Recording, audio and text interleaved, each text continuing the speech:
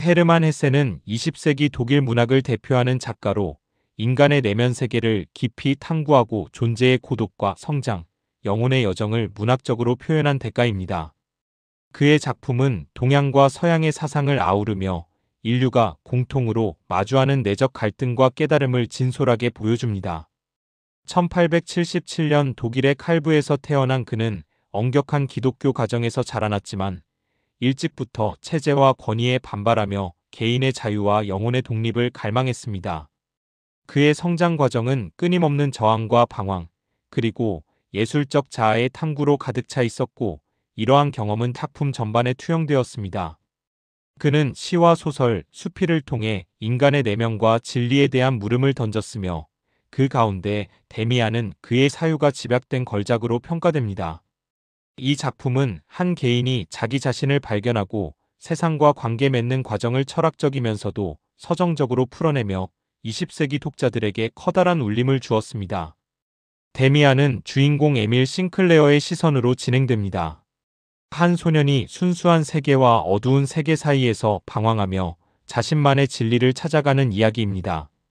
싱클레어는 따뜻한 가정에서 자라지만 세상에는 빛과 어둠, 유혹과 불안이 공존함을 일찍 깨닫습니다.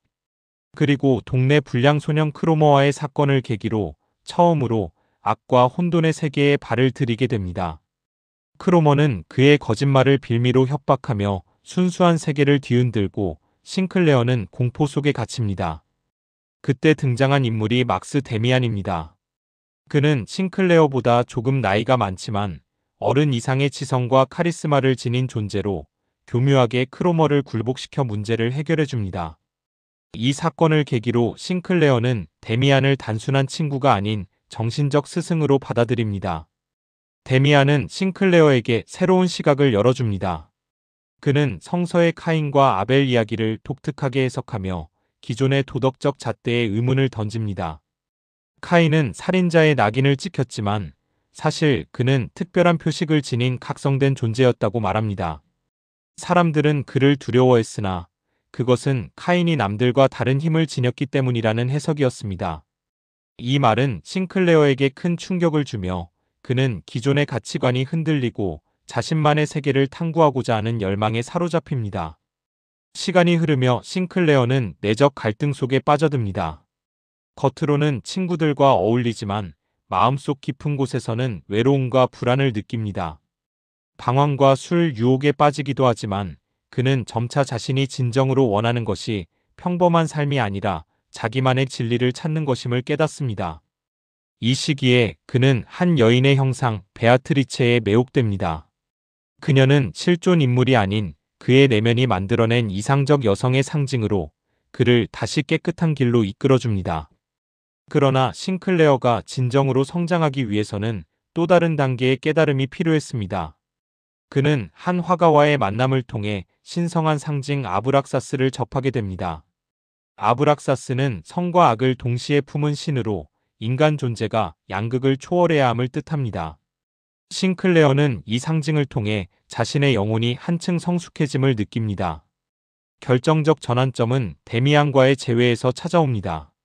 오랜 시간이 흘러 다시 나타난 데미안은 여전히 신비롭고 강렬한 존재로 싱클레어에게 깊은 깨달음을 줍니다. 이번에는 그의 어머니 에바 부인도 등장하는데 그녀는 신적이고 영적인 어머니처럼 싱클레어의 내면을 풍요롭게 이끌어줍니다. 에바 부인은 인간 내면에 존재하는 근원적 모성을 상징하며 싱클레어는 그녀를 통해 더 넓은 세계로 나아갈 용기를 얻게 됩니다.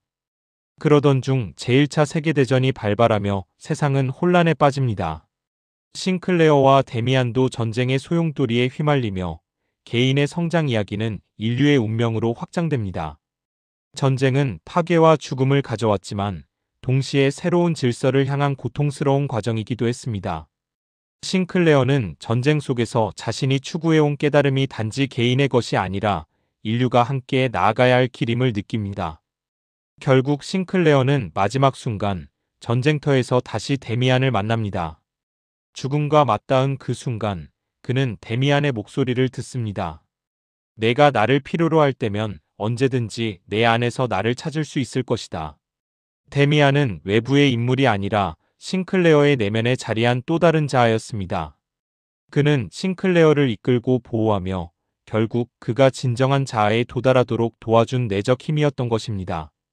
데미안은 한 소년이 빛과 어둠을 함께 받아들이며 자기 자신을 찾아가는 여정입니다. 그것은 단순한 성장의 기록이 아니라 인간 존재의 본질에 대한 질문이자 영혼 깊은 곳에서 울려나오는 깨달음의 노래입니다. 헤르만 헤세는 이 작품을 통해 우리에게 말합니다.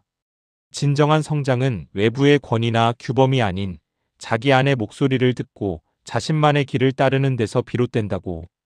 그 길은 고독하고 때로 아플지라도 그 속에서 인간은 진정한 자유와 성숙에 다다른다고. 이 이야기는 에밀 싱클레어 한 사람의 이야기에 머물지 않습니다. 우리 모두는 삶 속에서 빛과 어둠을 경험하며 혼란과 고독을 지나 자신을 발견합니다. 누군가에게는 데미안이, 누군가에게는 에바 부인이 필요할 수 있습니다.